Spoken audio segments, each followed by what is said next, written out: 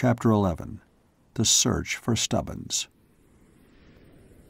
In a confused way, I was conscious that the skipper and the mates were down among us, trying to get us into some state of calmness. Eventually they succeeded, and we were able to go aft to the saloon door, which we did in a body. Here the skipper himself served out a large tot of rum to each of us.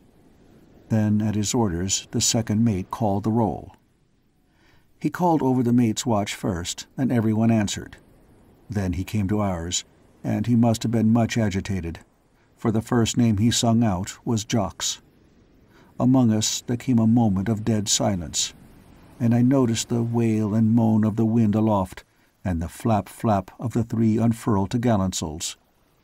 The second mate called the next name hurriedly. "Jasket," he sung out. "Sir," Jasket answered. "Quoin." "Yes, sir." "Jessup." "Sir," I replied. "Stubbins." There was no answer. "Stubbins," again called the second mate. Again there was no reply. "Is Stubbins here? Anyone?" The second's voice sounded sharp and anxious. There was a moment's pause. Then one of the men spoke. "He's not here, sir." "Who saw him last?" the second asked. Plummer stepped forward into the light that streamed through the saloon doorway. He had on neither coat nor cap, and his shirt seemed to be hanging about him in tatters. "It were me, sir," he said. The old man, who was standing next to the second mate, took a pace towards him and stopped and stared. But it was the second who spoke.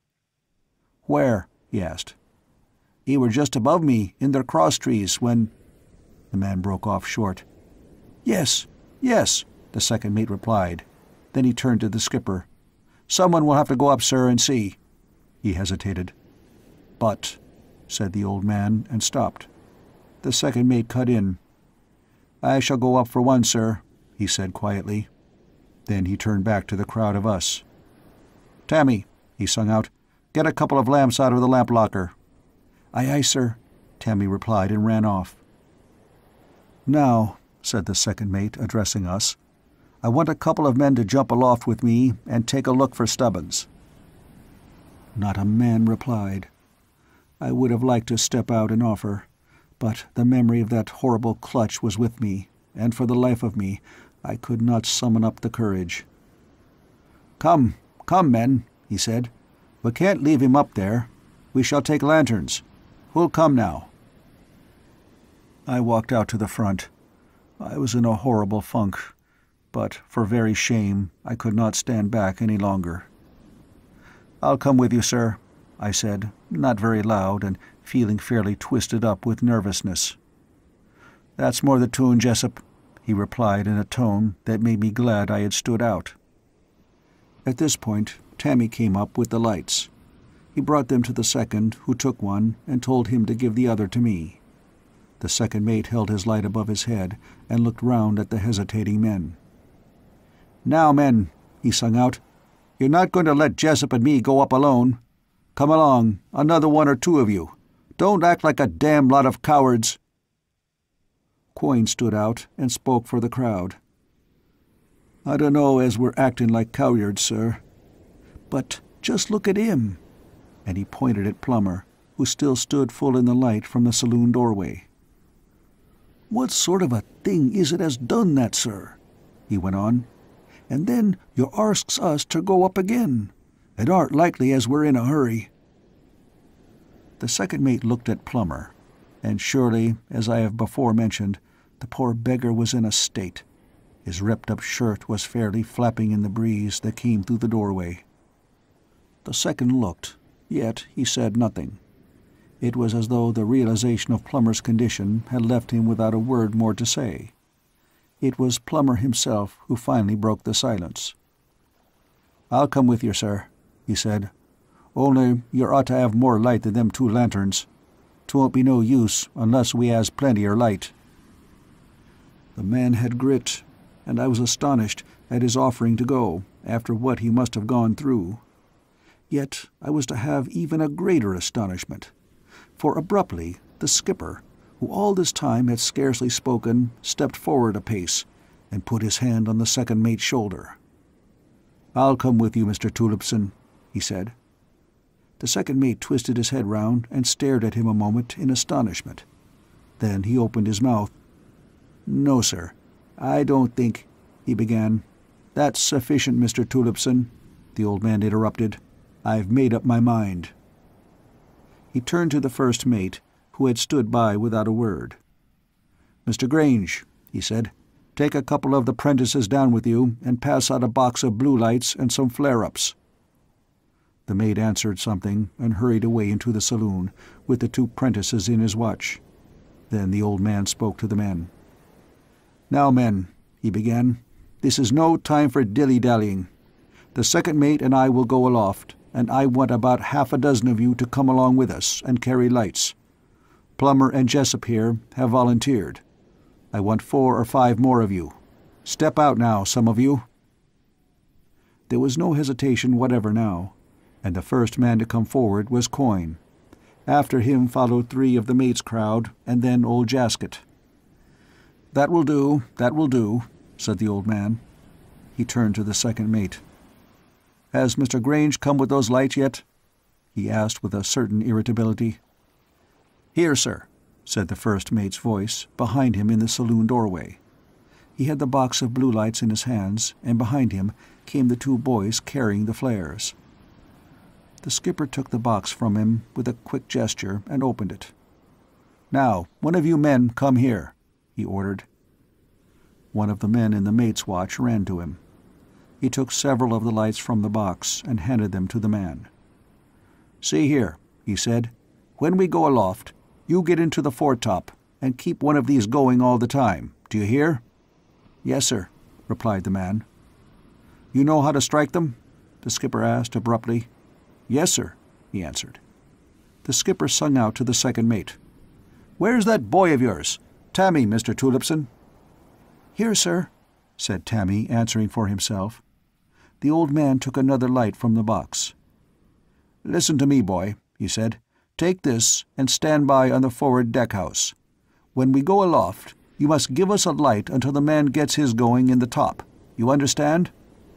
"Yes, sir," answered Tammy, and took the light. "1 minute," said the old man, and stooped and took a second light from the box. "Your first light may go out before we're ready. You'd better have another in case it does." Tammy took the second light and moved away. "Those flares are all ready for lighting there, Mr. Grange?" the captain asked. "All ready, sir," replied the mate.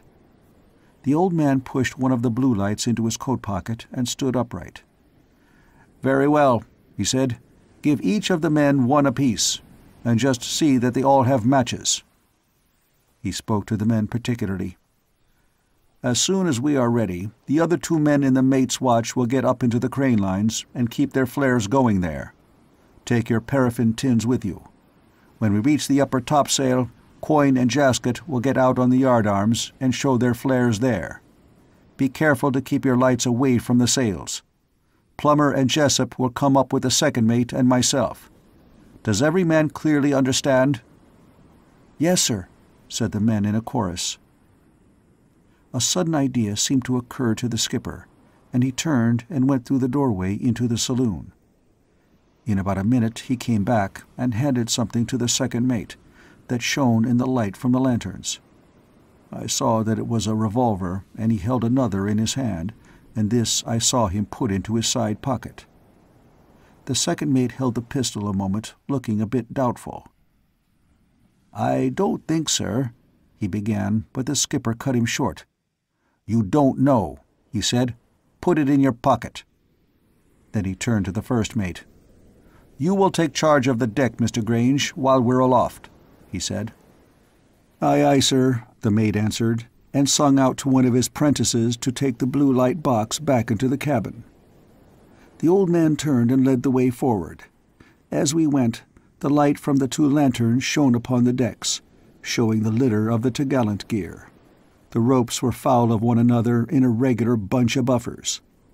This had been caused, I suppose, by the crowd trampling over them in their excitement when they reached the deck. And then, suddenly, as though the sight had waked me up to a more vivid comprehension, You know, it came to me new and fresh how damned strange was the whole business. I got a little touch of despair, and asked myself what was going to be the end of all these beastly happenings. You can understand. Abruptly, I heard the skipper shouting away forward. He was singing out to Tammy to get up onto the house with his blue light. We reached the fore rigging, and the same instant the strange, ghastly flare of Tammy's blue light burst out into the night, causing every rope, sail, and spar to jump out weirdly. I saw now that the second mate was already in the starboard rigging with his lantern. He was shouting to Tammy to keep the drip from his light clear of the staysail, which was stowed upon the house. Then, from somewhere on the port side, I heard the skipper shout to us to hurry. "Smartly now, you men," he was saying. "Smartly now." The man who had been told to take up a station in the foretop was just behind the second mate. Plummer was a couple of ratlines lower. I caught the old man's voice again. "Where's Jessup with that other lantern?" I heard him shout. "Here, sir," I sung out. "Bring it over this side," he ordered. "You don't want the two lanterns on one side." I ran round the fore side of the house. Then I saw him. He was in the rigging, and making his way smartly aloft. One of the mate's watch and Quoin were with him. This I saw as I came round the house. Then I made a jump, gripped the sheer pole, and swung myself up onto the rail. And then, all at once, Tammy's blue light went out, and there came, what seemed by contrast, pitchy darkness. I stood where I was, one foot on the rail and my knee upon the sheer pole. The light from my lantern seemed no more than a sickly yellow glow against the gloom, and higher, some 40 or 50 feet, and a few ratlines below, the futtock rigging on the starboard side, there was another glow of yellowness in the night. Apart from these, all was blackness. And then from above, high above, there wailed down through the darkness a weird, sobbing cry. What it was, I do not know, but it sounded horrible. The skipper's voice came down jerkily. "Smartly with that light, boy," he shouted. And the blue glare blazed out again, almost before he had finished speaking. I stared up at the skipper. He was standing where I had seen him before the light went out, and so were the two men. As I looked, he commenced to climb again. I glanced across to starboard. Jasket and the other man in the mate's watch were about midway between the deck of the house and the foretop. Their faces showed extraordinary pale in the dead glare of the blue light. Higher, I saw the second mate in the futtock rigging, holding his light up over the edge of the top. Then he went further and disappeared. The man with the blue lights followed, and also vanished from view. On the port side, and more directly above me, the skipper's feet were just stepping out of the futtock shrouds. At that I made haste to follow. Then suddenly, when I was close under the top, there came from above me the sharp flare of a blue light, and almost in the same instant Tammy's went out. I glanced down at the decks. They were filled with flickering, grotesque shadows cast by the dripping light above. A group of the men stood by the port galley door, their faces upturned and pale and unreal under the gleam of the light. Then I was in the futtock rigging, and a moment afterwards standing in the top beside the old man. He was shouting to the men who had gone out on the crane line. It seemed that the man on the port side was bungling. But at last, nearly a minute after the other man had lit his flare, he got going. In that time the man in the top had lit his second blue light, and we were ready to get into the topmast rigging. First, however, the skipper leant over the after side of the top and sung out to the first mate to send a man up onto the forecastle head with a flare. The mate replied, and then we started again, the old man leading. Fortunately, the rain had ceased, and there seemed to be no increase in the wind.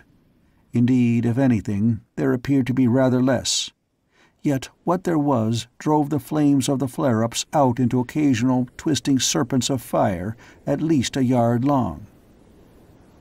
About halfway up the topmast rigging, The second mate sung out to the skipper to know whether Plummer should light his flare, but the old man said he had better wait until we reached the crosstrees, as then we could get out away from the gear to where there would be less danger of setting fire to anything. We neared the crosstrees, and the old man stopped and sung out to me to pass him the lantern by coin. A few ratlines more, and both he and the second mate stopped almost simultaneously, holding their lanterns as high as possible, and peered up into the darkness. "See any signs of him, Mr. Tulipson?" the old man asked. "No, sir," replied the second. "Not a sign." He raised his voice. "Stubbins," he sung out. "Stubbins, are you there?" We listened, but nothing came to us beyond the blowing moan of the wind and the flap-flap of the bellying topgallant above. The second mate climbed over the crosstrees, and Plummer followed. The man got out by the royal backstay and lit his flare. By its light we could see plainly, but there was no vestige of Stubbins so far as the light went. "Get out on the yardarms with those flares, you two men," shouted the skipper. "Be smart now. Keep them away from the sail." The men got on to the foot-ropes, Coin on the port and Jasket on the starboard side. By the light from Plummer's flare I could see them clearly, as they lay out upon the yard. It occurred to me that they went gingerly, which is no surprising thing. And then, as they drew near to the yardarms, they passed beyond the brilliance of the light, so that I could not see them clearly. A few seconds passed, and then the light from Coin's flare streamed out upon the wind. Yet nearly a minute went by, and there was no sign of Jasket's. Then, out from the semi-darkness at the starboard yardarm, there came a curse from Jasket, followed almost immediately by a noise of something vibrating. "What's up?" shouted the second mate. "What's up, Jasket?" "It's their foot-rope, sir." He drew out the last word into a sort of gasp. The second mate bent quickly with the lantern. I craned round the after side of the topmast and looked. "What is the matter, Mr. Tulipson?" I heard the old man singing out. Out on the yardarm, Jasket began to shout for help, and then, all at once, in the light from the second mate's lantern, I saw that the starboard foot-rope on the upper topsail yard was being violently shaken. Savagely shaken is perhaps a better word. And then, almost in the same instant, the second mate shifted the lantern from his right to his left hand. He put the right into his pocket and brought out his gun with a jerk. He extended his hand and arm as though pointing at something a little below the yard. Then a quick flash spat out across the shadows, followed immediately by a sharp, ringing crack. In the same moment, I saw that the foot-rope ceased to shake. "Light your flare! Light your flare, Jasket!" the second shouted. "Be smart now!" Out in the yardarm there came a splutter of a match, and then, straightaway, a great spurt of fire as the flare took light. "That's better, Jasket. You're all right now," the second mate called out to him. "What was it, Mr. Tulipson?" I heard the skipper ask. I looked up and saw that he had sprung across to where the second mate was standing. The second mate explained to him, but he did not speak loud enough for me to catch what he said. I had been struck by Jasket's attitude when the light of his flare had first revealed him. He had been crouched with his right knee cocked over the yard and his left leg down between it and the foot-rope, while his elbows had been crooked over the yard for support as he was lighting the flare. Now, however, he had slid both feet back onto the foot-rope and was lying on his belly over the yard, with the flare held a little below the head of the sail. It was thus, with the light being on the foreside of the sail, that I saw a small hole a little below the foot-rope, through which a ray of light shone. It was undoubtedly the hole which the bullet from the second mate's revolver had made in the sail. Then I heard the old man shouting to Jasket. "Be careful with that flare there," he sung out. "You'll be having that sail scorched." He left the second mate and came back onto the port side of the mast. To my right, Plummer's flare seemed to be dwindling. I glanced up at his face through the smoke. He was paying no attention to it. Instead, he was staring up above his head. "Shove some paraffin onto it, Plummer," I called to him. "It'll be out in a minute." He looked down quickly to the light and did as I suggested. Then he held it out at arm's length and peered up again into the darkness. "See anything?" asked the old man, suddenly observing his attitude. Plummer glanced at him with a start. "It's the roiler, sir," he explained. "It's all adrift." "What?" said the old man. He was standing a few ratlines up the topgallant rigging, and he bent his body outwards to get a better look. "Mr. Tullipson," he shouted, "do you know that the royal's all adrift?" "No, sir," answered the second mate. "If it is, it's more of this devilish work." "It's adrift right enough," said the skipper, and he and the second went a few ratlines higher, keeping level with one another. I had now got above the cross-trees and was just at the old man's heels. Suddenly he shouted out, "There he is! Stubbins! Stubbins!" "Where, sir?" asked the second eagerly. "I can't see him." "There! There!" replied the skipper, pointing. I leant out from the rigging and looked up along his back in the direction his finger indicated. At first I could see nothing. Then slowly, there grew upon my sight a dim figure crouching upon the bunt of the royal, and partly hidden by the mast. I stared, and gradually it came to me that there was a couple of them, and further out upon the yard, a hump that might have been anything, and was only visible indistinctly amid the flutter of the canvas. "Stubbins!" the skipper sung out. "Stubbins! Come down out of that! Do you hear me?" But no one came, and there was no answer. "There's two," I began, but he was shouting again. "Come down out of that! Do you damned well hear me?" Still there was no reply. "I'm hanged if I can see him at all, sir," the second mate called out from his side of the mast. "Can't see him?" said the old man, now thoroughly angry. "I'll soon let you see him." He bent down to me with the lantern. "Catch hold, Jessup," he said, which I did. Then he pulled the blue light from his pocket, and as he was doing so, I saw the second peek round the back side of the mast at him. Evidently, in the uncertain light, he must have mistaken the skipper's action, for all at once he shouted out in a frightened voice, "Don't shoot, sir! For God's sake, don't shoot!"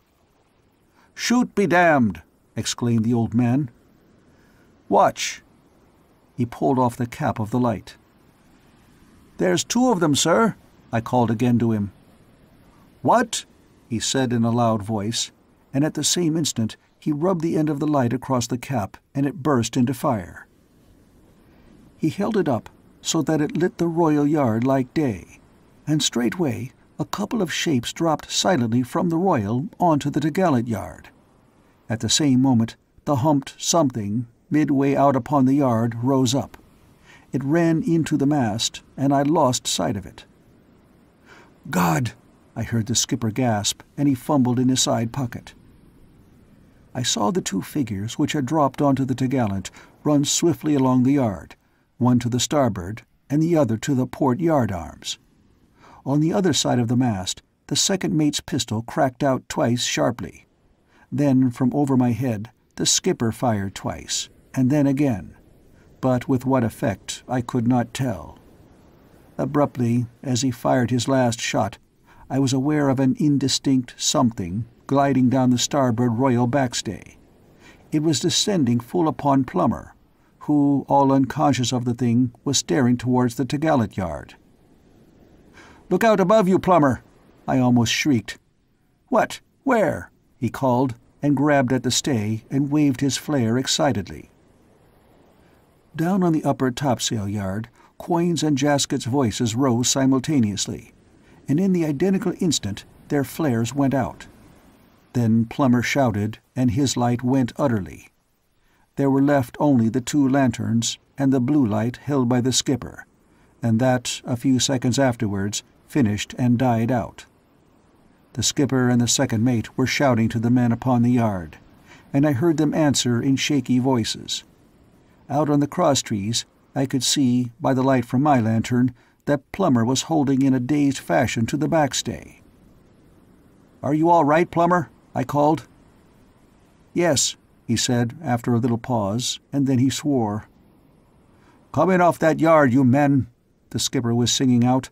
"Come in! Come in!" Down on the deck I heard someone calling, but could not distinguish the words. Above me, pistol in hand, the skipper was glancing about uneasily. "Hold up that light, Jessup," he said. "I can't see." Below us, the men got off the yard into the rigging. "Down on deck with you," ordered the old man. "As smartly as you can." "Come in off there, Plummer," sung out the second mate. "Get down with the others." "Down with you, Jessup," said the skipper, speaking rapidly. "Down with you." I got over the crosstrees, and he followed. On the other side, the second mate was level with us. He had passed his lantern to Plummer, and I caught the glint of his revolver in his right hand. In this fashion we reached the top. The man who had been stationed there with the blue lights had gone. Afterwards I found that he went down on deck as soon as they were finished. There was no sign of the man with the flare on the starboard crane line. He also, I learnt later, had slid down one of the backstays onto the deck only a very short while before we reached the top. He swore that a great black shadow of a man had come suddenly upon him from aloft. When I heard that, I remembered the thing I had seen descending upon Plummer. Yet the man who had gone out on the port crane line, the one who had bungled with the lighting of his flare, was still where we had left him, though his light was burning now but dimly. "Come in out of that, you!" the old man sung out. "Smartly now, and get down on deck." "Aye, aye, sir," the man replied, and started to make his way in. The skipper waited until we had got into the main rigging, and then he told me to get down out of the top. He was in the act of following, when, all at once, there rose a loud outcry on deck, and then came the sound of a man screaming. "Get out of my way, Jessup!" the skipper roared, and swung himself down alongside of me. I heard the second mate shout something from the starboard rigging. Then we were all racing down as hard as we could go. I had caught a momentary glimpse of a man running from the doorway on the port side of the forecastle. In less than half a minute we were upon the deck, and among a crowd of the men who were grouped round something. Yet, strangely enough, they were not looking at the thing among them, but away aft at something in the darkness. "It's on the rail!" cried several voices. "Overboard!" called somebody in an excited voice. "It's jumped over the side!" "There weren't nothin'," said a man in the crowd. "Silence!" shouted the old man. "Where's the mate? What's happened?" "Here, sir," called the first mate shakily from near the center of the group. "It's Jacob, sir. He... "What?" said the skipper. "What?" He's dead, I think," said the first mate in jerks. "Let me see," said the old man in a quieter tone. The men had stood to one side to give him room, and he knelt beside the man upon the deck. "Pass the lantern here, Jessup," he said. I stood by him and held the light. The man was lying face downwards on the deck. Under the light from the lantern, the skipper turned him over and looked at him. "Yes," he said after a short examination. "He's dead." He stood up and regarded the body a moment in silence. Then he turned to the second mate, who had been standing by during the last couple of minutes. "3," he said in a grim undertone. The second mate nodded and cleared his voice. He seemed on the point of saying something. Then he turned and looked at Jacobs and said nothing. "3," repeated the old man. "Since 8 bells." He stooped and looked again at Jacobs. Poor devil," he muttered. The second mate grunted some of the huskiness out of his throat and spoke. "Where must we take him?" he asked quietly. The 2 bunks are full." "You'll have to put him down on the deck by the lower bunk," replied the skipper. As they carried him away, I heard the old man make a sound that was almost a groan. The rest of the men had gone forward, and I do not think he realized that I was standing by him. "My God, oh my God," he muttered, and began to walk slowly aft. He had cause enough for groaning. There were 3 dead, and Stubbins had gone utterly and completely. We never saw him again. End of chapter 11.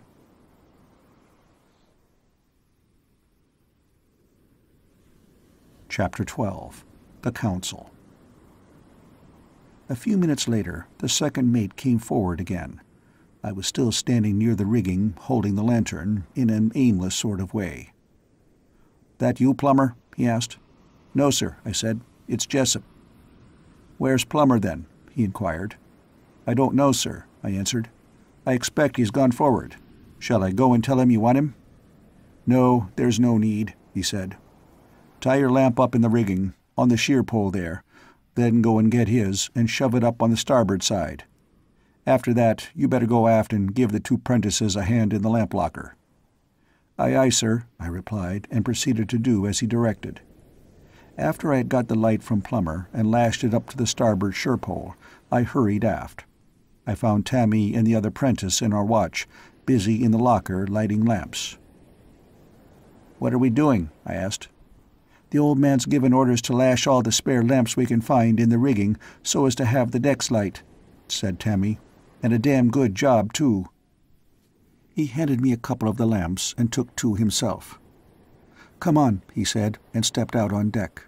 "We'll fix these in the main rigging, and then I want to talk to you." "What about the mizzen?" I inquired. "Oh," he replied, "he," meaning the other prentice, "will see to that. Anyway, it'll be daylight directly." We shoved the lamps up on the sherpoles, 2 on each side. Then he came across to me. "Look here, Jessup," he said, without any hesitation. "You'll have to jolly well tell the skipper and the second mate all you know about this." "How do you mean?" I asked. "Why, that it's something about the ship herself that's the cause of what's happened," he replied. "If you'd only explained to the second mate when I told you to, this might never have been." "But I don't know," I said. "I may be all wrong. It's only an idea of mine. I have no proofs." "Proofs," he cut in with. "Proofs! What about tonight? We've had all the proofs ever I want." I hesitated before answering him. "So have I, for that matter," I said at length. "What I mean is, I've nothing that the skipper and the second mate would consider as proofs. They'd never listen seriously to me." "They'd listen fast enough," he replied. "After what's happened this watch, they'd listen to anything. Anyway, it's jolly well your duty to tell them." "What could they do, anyway?" I said despondently. "As things are going, we'll all be dead before another week is over at this rate."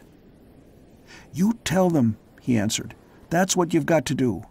If you can only get them to realize that you're right, they'll be glad to put into the nearest port and send us all ashore." I shook my head. "Well, anyway, they'll have to do something," he replied in answer to my gesture. "We can't go round the Horn with the number of men we've lost. We haven't enough to handle her if it comes on to blow." "You've forgotten, Tammy," I said. "Even if I could get the old man to believe I'd gotten at the truth of the matter, he couldn't do anything. Don't you see, if I'm right, we couldn't even see the land, if we made it. We're like blind men." "What on earth do you mean?" he interrupted. "How do you make out we're like blind men? Of course we could see the land." Wait a minute, I said. "You don't understand. Didn't I tell you?"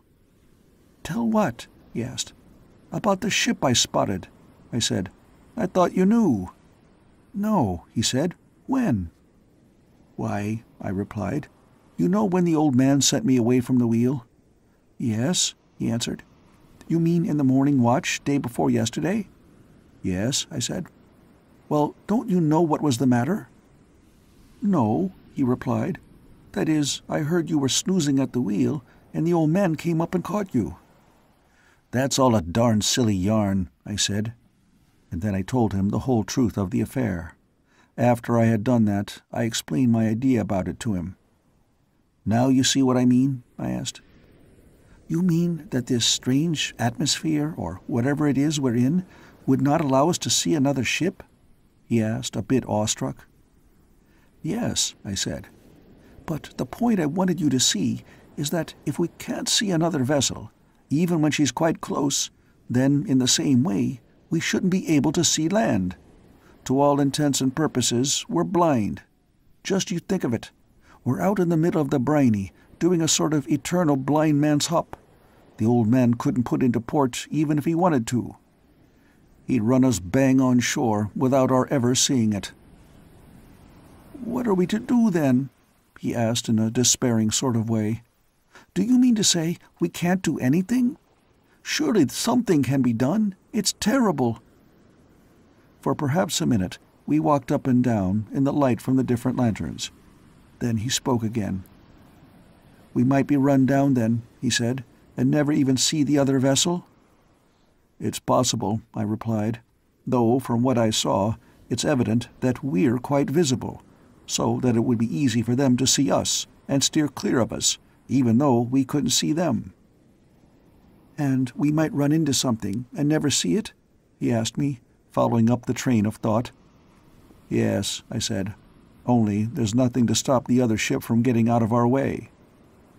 "But if it wasn't a vessel," he persisted, "it might be an iceberg or a rock or even a derelict." "In that case," I said, putting it a bit flippantly, naturally, "we'd probably damage it." He made no answer to this, and for a few moments we were quiet. Then he spoke abruptly, as though the idea had come suddenly to him. "Those lights the other night," he said, "were they a ship's lights?" "Yes," I replied. "Why?" "Why," he answered, "don't you see, if they were really lights, we could see them?" "Well, I should think I ought to know that," I replied. "You seem to forget that the second mate slung me off the lookout for daring to do that very thing." "I don't mean that," he said. "Don't you see that if we could see them at all, it showed that the atmosphere thing wasn't round us then?" "Not necessarily," I answered. "It may have been nothing more than a rift in it, though, of course, I may be all wrong. But anyway, the fact that the lights disappeared almost as soon as they were seen shows that it was very much round the ship." That made him feel a bit the way I did, and when next he spoke, his tone had lost its hopefulness. "Then you think it'll be no use telling the second mate and the skipper anything?" he asked. "I don't know," I replied. "I've been thinking about it, and it can't do any harm. I've a very good mind to." "I should," he said. "You needn't be afraid of anybody laughing at you now. It might do some good. You've seen more than anyone else." He stopped in his walk and looked round. "Wait a minute," he said, and ran aft a few steps. I saw him look up at the break of the poop. Then he came back. "Come along now," he said. "The old man's up on the poop, talking to the second mate. You'll never get a better chance." Still, I hesitated, but he caught me by the sleeve and almost dragged me to the lee ladder. "All right," I said, when I got there. "All right, I'll come. Only I'm hanged if I know what to say when I get there." "Just tell them you want to speak to them," he said. "They'll ask you what you want, and then you spit out all you know. They'll find it interesting enough." "You'd better come too," I suggested. "You'll be able to back me up in lots of things." "I'll come fast enough," he replied. "You go up." I went up the ladder and walked across to where the skipper and the second mate stood talking earnestly by the rail. Tammy kept behind. As I came near to them, I caught 2 or 3 words, though I attached no meaning then to them. They were, "Send for him." And then the 2 of them turned and looked at me, and the second mate asked what I wanted. "I want to speak to you and the old captain, sir," I answered. "What is it, Jessup?" the skipper inquired. "I scarcely know how to put it, sir," I said. It's about these things." "What things? Speak out, man," he said. "Well, sir," I blurted out, "there's some dreadful thing or things come aboard this ship since we left port." I saw him give one quick glance at the second mate, and the second looked back. Then the skipper replied. "How do you mean, come aboard?" he asked. "Out of the sea, sir," I said. "I've seen them. So's Tammy here." "Ah!" he exclaimed, and it seemed to me, from his face, that he was understanding something better. "Out of the sea." Again he looked at the second mate, but the second was staring at me. "Yes, sir," I said. "It's the ship. She's not safe. I've watched. I think I understand a bit, but there's a lot I don't." I stopped. The skipper had turned to the second mate. The second nodded gravely. Then I heard him mutter in a low voice, and the old man replied, after which he turned to me again. "Look here, Jessup," he said. "I'm going to talk straight to you. You strike me as being a cut above the ordinary shellback, and I think you've sense enough to hold your tongue." "I've got my mate's ticket, sir," I said simply. Behind me I heard Tammy give a little start. He had not known about it until then. The skipper nodded. "So much the better," he answered. "I may have to speak to you about that later on." He paused, and the second mate said something to him in an undertone. "Yes," he said, as though in reply to what the second had been saying. Then he spoke to me again. "You've seen things come out of the sea, you say?" he questioned. "Now, just tell me all you can remember, from the very beginning." I set to and told him everything in detail, commencing with the strange figure that had stepped aboard out of the sea, and continuing my yarn up to the things that had happened in that very watch. I stuck well to solid facts, and now and then he and the second mate would look at one another and nod. At the end he turned to me with an abrupt gesture. "You still hold, then, that you saw a ship the other morning when I sent you from the wheel?" he asked. "Yes, sir," I said. "I most certainly do." "But you knew there wasn't any," he said. "Yes, sir," I replied in an apologetic tone. "There was, and if you will let me, I believe that I can explain it a bit." "Well," he said, "go on." Now that I knew he was willing to listen to me in a serious manner, all my funk of telling him had gone, and I went ahead and told him my ideas about the mist and the thing it seemed to have ushered, you know. I finished up by telling him how Tammy had worried me to come and tell what I knew. "He thought then, sir," I went on, "that you might wish to put in to the nearest port, but I told him that I didn't think you could, even if you wanted to." "How's that?" he asked, profoundly interested. "Well, sir," I replied, "if we're unable to see other vessels, we shouldn't be able to see the land. You'd be piling the ship up without ever seeing where you are putting her." This view of the matter affected the old man in an extraordinary manner, as it did, I believe, the second mate, and neither spoke for a moment. Then the skipper burst out. "By Gad, Jessup," he said, "if you're right, the Lord have mercy on us." He thought for a couple of seconds, then he spoke again, and I could see that he was pretty well twisted up. "My God, if you're right." The second mate spoke. "The men mustn't know, sir," he warned him. "It'd be a mess if they did." "Yes," said the old man. He spoke to me. "Remember that, Jessup," he said. "Whatever you do, don't go yarning about this forward." "No, sir," I replied. "And you too, boy," said the skipper. "Keep your tongue between your teeth. We're in a bad enough mess without your making it worse. Do you hear?" "Yes, sir," answered Tammy. The old man turned to me again. "These things, or creatures, that you say come out of the sea," he said. "You've never seen them except after nightfall?" he asked. "No, sir," I replied. "Never." He turned to the second mate. "So far as I can make out, Mr. Tulipson," he remarked, "the danger seems to be only at night." "It's always been at night, sir," the second answered. The old man nodded. "Have you anything to propose, Mr. Tulipson?" he asked. "Well, sir," replied the second mate, "I think you ought to have her snugged down every night before dark." He spoke with considerable emphasis. Then he glanced aloft and jerked his head in the direction of the unfurled topgallants. "It's a damn good thing, sir," he said, "that it didn't come on to blow any harder." The old man nodded again. "Yes," he remarked.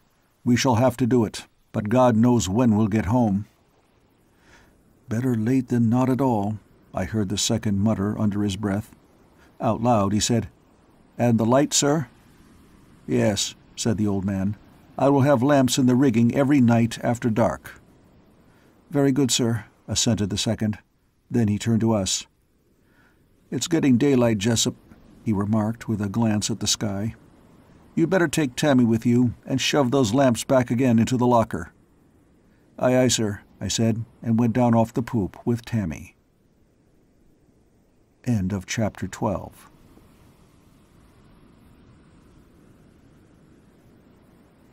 Chapter 13. The Shadow in the Sea.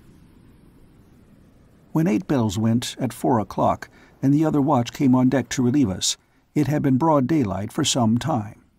Before we went below, the second mate had the 3 topgallants set, and now that it was light, we were pretty cautious to have a look aloft, especially up the fore.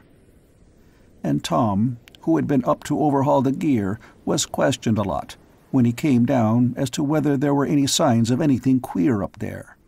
But he told us there was nothing unusual to be seen. At 8 o'clock, when we came on deck for the 8 to 12 watch, I saw the sailmaker coming forward along the deck, from the second mate's old berth. He had his rule in his hand, and I knew he had been measuring the poor beggars in there, for their burial outfit. From breakfast time until near noon he worked, shaping out 3 canvas wrappers from some old sailcloth. Then, with the aid of the second mate and one of the hands, he brought out the 3 dead chaps onto the after-hatch, and there sewed them up, with a few lumps of holy stone at their feet. He was just finishing when 8 bells went, and I heard the old man tell the second mate to call all hands aft for the burial. This was done, and one of the gangways unshipped. We had no decent grating big enough, so they had to get off one of the hatches and use it instead. The wind had died away during the morning, and the sea was almost a calm, the ship lifting ever so slightly to an occasional glassy heave. The only sounds that struck on the ear were the soft, slow rustle and occasional shiver of the sails, and the continuous and monotonous creak of the spars and gear at the gentle movements of the vessel. And it was in this solemn half-quietness that the skipper read the burial service. They had put the Dutchman first upon the hatch.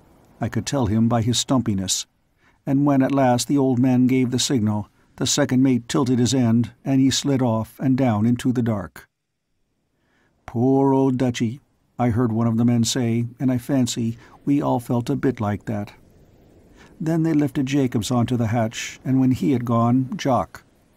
When Jock was lifted, a sort of sudden shiver ran through the crowd. He had been a favorite in a quiet way, and I know I felt, all at once, just a bit queer.